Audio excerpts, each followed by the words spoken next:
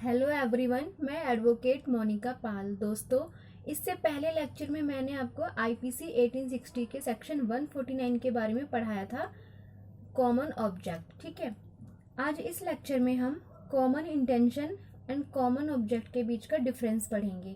तो देखिए कि आईपीसी 1860 में कॉमन इंटेंशन और कॉमन ऑब्जेक्ट में क्या डिफरेंस है। तो आइए हम पढ़ते हैं। देखिए, इसमें है कि जो कॉमन इंटेंशन है, कॉमन इंटेंशन को भारतीय दंड संहिता 1860 यानी कि आईपीसी 1860 के चैप्टर 2 का नाम है साधारण स्पष्टीकरण, जनरल एक्सप्लेनेशंस। ठीक है, इस चैप्टर 2 के सेक्शन 34 में बताया गया है। इसमें इसको डिफाइन नहीं किया गया है, केवल बताया गया है। ठीक है, अब बात कर लेते हैं कॉमन ऑब्जेक्ट। देखिए, कॉमन ऑब्जेक्ट को आईपीसी 1860 के चैप्टर 8, ठीक है, चैप्टर 8 का नाम है लोक प्रशांति के विरुद्ध अपराधों के विषय में, of offences against the public tranquillity.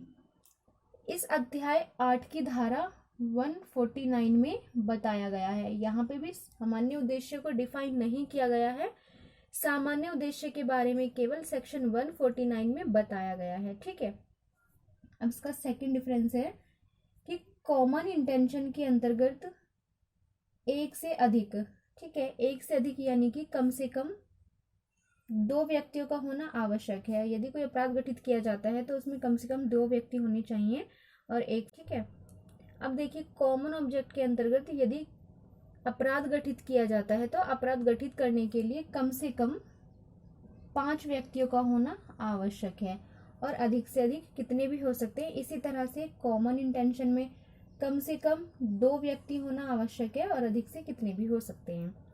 इसमें थर्ड डिफरेंस है कि कॉमन इंटेंशन के अंतर्गत पूर्व नियोजित योजना बनाकर ही कार्य किया जाता है, यानी कि जो व्यक्ति इसमें कोई अपराध गठित करते हैं वो पहले से ही प्री प्लानिंग करते हैं उस अपराध को कारित करने के लिए। ठीक है, अब देखिए, जो कॉमन ऑब्जेक्ट है, कॉमन ऑब्जेक्ट के अंतर्गत पूर्व नियोजित योजना नहीं बनाई जाती, यानी कि जब कोई अपराध गठित किया जाता है, ठीक है, तो उसके लिए पूर्व नियोजित योजना नहीं बनाई जाती है, पूर्व नियोजित योजना उसमें आवश्यक नहीं है।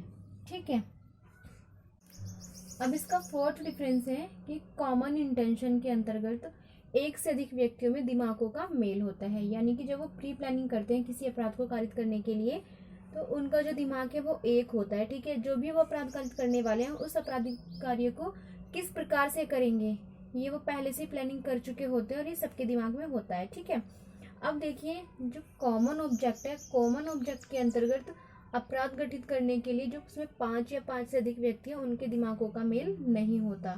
ठीक है, वो पहले से ही कोई प्री प्लानिंग नहीं करते हैं तो उनको नहीं पता होता है कि सामने वाला व्यक्ति किस प्रकार से आपराधिक कार्य करेगा।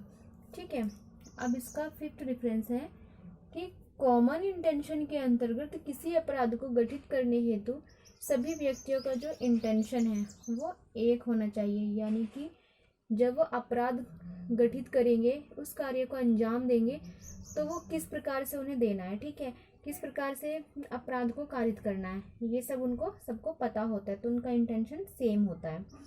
अब देखिए, कॉमन ऑब्जेक्ट के अंतर्गत अपराध गठित करने के लिए उन जो 5 या 5 से अधिक व्यक्ति हैं उनका जो इंटेंशन है वो सेम नहीं होता, क्योंकि उन्होंने पहले से प्री प्लान नहीं किया होता है कि अपराध को कैसे गठित करना है, लेकिन जो उनका उद्देश्य होता है वो उद्देश्य एक होता है। अब इसको समझ लीजिए, मान लीजिए कि ये ए नाम का व्यक्ति है, ठीक है, अब इसको इस सी नाम के व्यक्ति का मर्डर करना है, ये इसका उद्देश्य है कि इसको सी का मर्डर करना है। अब ये बी नाम का व्यक्ति है, ये भी इसका मर्डर करना चाहता है सी का, लेकिन ये बी नाम का व्यक्ति इस ए नाम के व्यक्ति से नहीं बताता है कि ये सी नाम के व्यक्ति का मर्डर करेगा, ना ही ये ए नाम का व्यक्ति इस बी नाम के व्यक्ति को बताता है।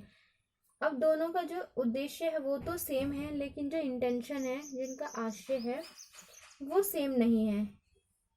इसका जो मर्डर करने का तरीका होगा, हो सकता है चाकू से मैं इसकी हत्या करे, और हो सकता है कि जो बी नाम का व्यक्ति है वो गन से इसकी हत्या करे, तो इनका इंटेंशन सेम नहीं है, केवल इनका उद्देश्य सेम है। ठीक है, अब इसका 6 डिफरेंस है कि सेक्शन 34 ये अपराध का सृजन नहीं करती। ठीक है, इसमें और ना ही इसमें दंड का प्रावधान है, क्योंकि ये सेक्शन 34 आपराधिक धारा नहीं है, ठीक है, तो इसमें दंड का प्रावधान भी नहीं दिया गया है। अब देखिए जो सेक्शन 149 है ये एक आपराधिक धारा है, ये अपराध का सृजन करती है और इसमें दंड का प्रावधान दिया गया है। देखिए जो सेक्शन 149 है इसके अंतर्गत जो इसमें जो अपराध घटित होता है वो विधि विरुद्ध जमाव के कारण होता है। तो जो विधि विरुद्ध जमाव है तो ये सेक्शन 141 में दिया गया है।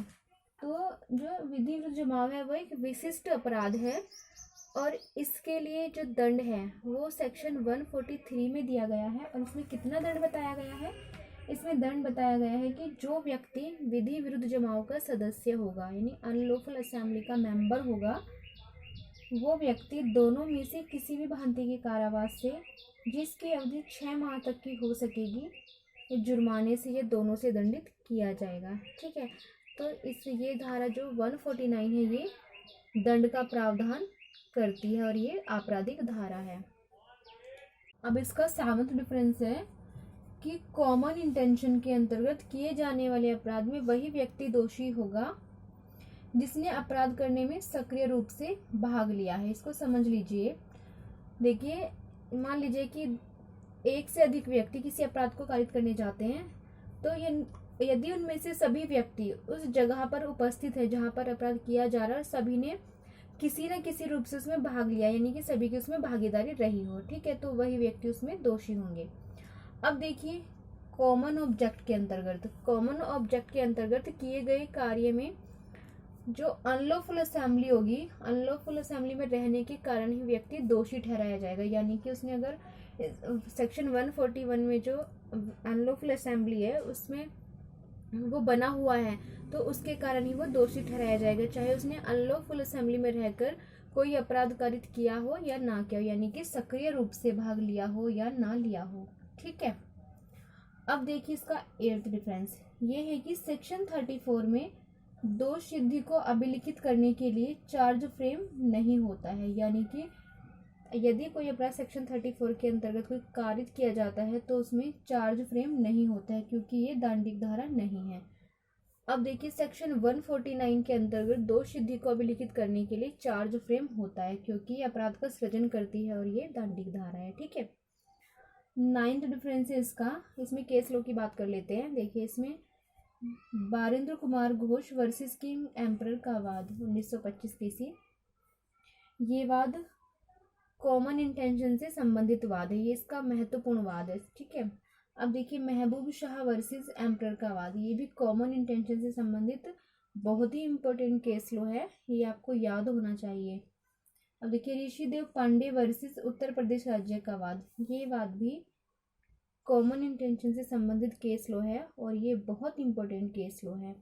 अब देखिए सेक्शन 149 में नवाब अली वर्सेस उत्तर प्रदेश राज्य का, ये केस लो सेक्शन 149 से संबंधित केस लो है और ये बहुत इंपॉर्टेंट केस लो है। ठीक है, अब देखिए करतार सिंह वर्सेस पंजाब राज्य का वाद, ये केस लो सेक्शन 141 में दिया गया है और ये अनलॉफुल असेंबली इसमें बताया गया है उसमें दिया हुआ है, लेकिन ये केस लो भी कॉमन ऑब्जेक्ट से संबंधित केस लो है क्योंकि कॉमन ऑब्जेक्ट तभी होता है जब सेक्शन 141 के अंतर्गत अनलॉफुल असेंबली उसमें होती है। ठीक है, तो दोस्तों आज के लेक्चर में इतना ही, धन्यवाद।